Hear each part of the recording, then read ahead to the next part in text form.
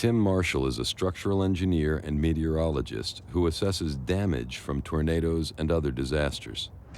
The tornadoes are like an animal. Before you can hunt them down, you have to know something about the animal that you're going to do that with. You have to know where it's going to reside, how it behaves, and some of the things that make it lurk around. The first ingredients Tim looks for are large rolls of low-lying cumulus clouds.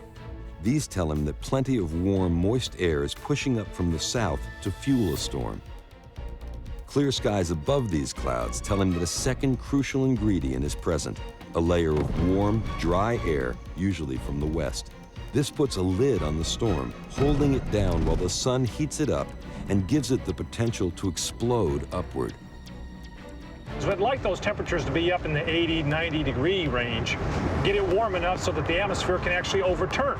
And then as we get close in, what I'd like to see is towers, what we call towering cumulus, which look like a cauliflower as they build on up.